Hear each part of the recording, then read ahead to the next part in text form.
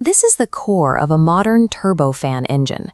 To understand material science limits, we look at the interface between the combustor and turbine stages. The blades immediately behind the combustor operate in a hostile environment, facing the full force of the ignited gas path. In this stage, exhaust gases routinely reach 1,650 degrees Celsius. However, the nickel-based superalloys used to cast these blades begin to melt at approximately 1,300 degrees. Operating a metal component several hundred degrees above its melting point creates a severe physical challenge. When subjected to these temperatures while spinning at high velocities, standard metal parts undergo rapid thermal fatigue and begin to physically deform under centrifugal force. Thicker parts cannot solve this. Success in this environment requires an atomic-level reconstruction of the metal to change how it responds to stress. Most metal castings are polycrystalline, meaning they are composed of many individual crystal grains. The points where these grains meet are called equiaxed grain boundaries. These boundaries are the primary metallurgical weakness. Under extreme heat and stress, internal microfissures initiate at these borders, leading to high-temperature creep and oxidation. The industry solution is the single crystal, or SX, turbine blade. Comparing the blades in this lineup, the one on the far right is grown as a single continuous crystal lattice, eliminating internal grain boundaries entirely. This seamless lattice provides the high-temperature strength and optimized elastic modulus required for the flight envelopes of modern defense aircraft. Manufacturing this structure is an exercise in extreme geometric control, beginning long before any metal is poured.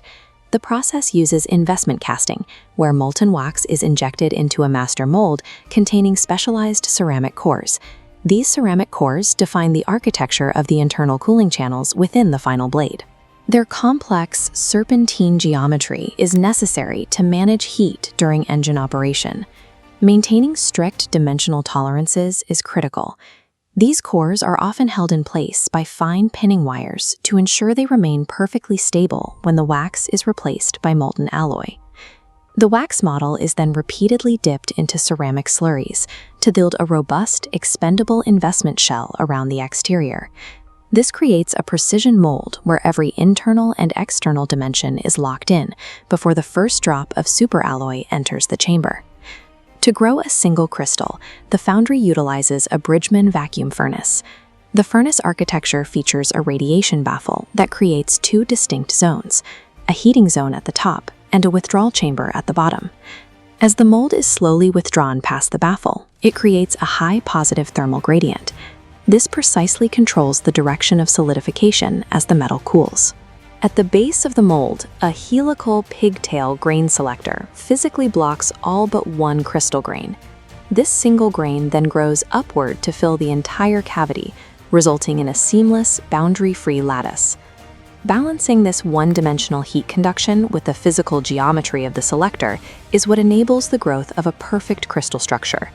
Even a single crystal lattice requires active thermal management to survive the 1,650-degree exhaust stream. In convection cooling, air bled from the engine's compressor is routed through these internal passages, carrying heat away from the blade's core.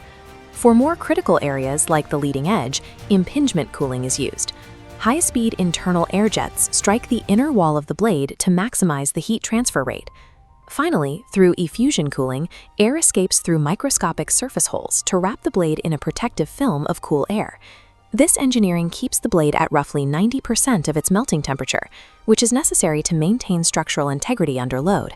The exterior surface receives one final layer of protection, a thermal barrier coating, or TBC.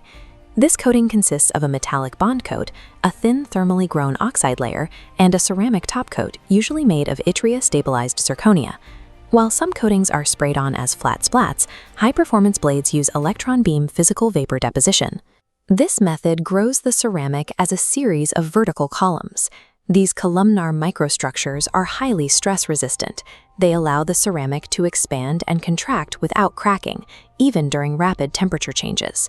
Combined with internal cooling and the single crystal lattice, these coatings provide the multi-layered defense required for the blade to survive. Moving from the physics of the blade to the reality of the assembly line, the challenge shifts to the manufacturing supply chain. While the casting process is complex, the post-cast operations are often the true bottleneck in aerospace production. The blades must undergo vacuum heat treatment to relieve residual stresses from the casting process without allowing oxidation or contamination. Specialized robotic tools perform precision grinding on the blade root.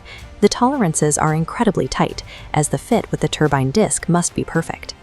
High dimensional accuracy is required to maintain aerodynamic efficiency and to prevent vibrations that could destroy the engine at high rotational speeds.